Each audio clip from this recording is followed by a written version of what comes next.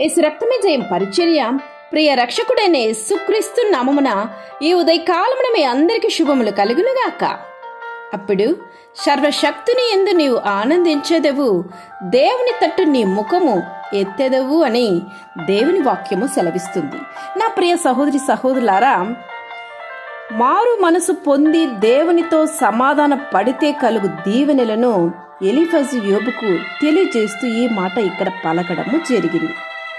ఆయన యందు నీవు ఆనందించాలంటే ముందుగా ఆ సర్వశక్తుని వైపు నీవు తిరగాలి. నీ గూడారములో నుండి దుర్మార్గతను దూరముగా తొలగించుకోవాలి. ధనాపేక్షను విడిచిపెట్టాలి. ఆయనతో సహవాసము చేసిన ఎడల నీకు సమాధానము కలుగును, అలాగున్న నీకు మేలుకు కలుగును. ఆయన నీ నోటి ఉపదేశమును అవలంబించును, ఆయన మాటలు నీ హృదయములో ఉంచుకొనుము.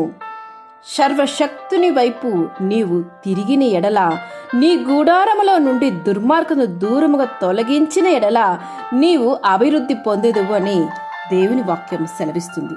అప్పుడు సర్వశక్తి యందు నీవు ఆనందించేదవు, దేవుని తట్టు నీ ముఖమును ఎత్తెదవు. నీవు ఆయనకు ప్రార్థన చేయగా ఆయన నీ మనవి ఆలకించును, నీ మ్రొక్కుబడులు నీవు చెల్లించెదవు. అదియు నీవు దేనినైనా యోచన చేయగా అది నీకు స్థిరమగును, నీ మార్గముల మీద వెలుగు ప్రకాశించును. దేవుని వాక్యం మనకు స్పష్టంగా తెలియచేస్తున్నది. లోకములో పాపములో సంపూర్ణమైన సంతోషము ఎన్నడూ కూడా లేదు. ఇది తుచ్చలమైన కార్యములు. వీటి కొరకు నీవు ప్రాధేయపడి ప్రాకులాడి నీవు ఆ పవిత్రునికి దూరము కాకుము. నీవు నిజముగా మారు మనసు పొంది దేవుని ఎదుట రమ్ము. ఆయన నీ పాపములన్నింటినీ క్షమించును, నూతనమైన ఆశీర్వాదాలతో నిన్ను నింపును. అప్పుడు సర్వశక్తిని యందు నీవు ఆనందించెదు.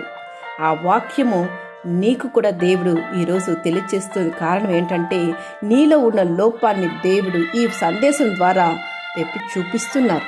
ఇప్పుడే నీలో ఉంటున్న పొరపాటును సరిదిద్దుకొని ఆ సర్వశక్తిని వైపు నీవు తిరుగు.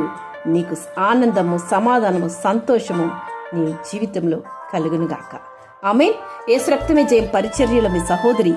God bless you.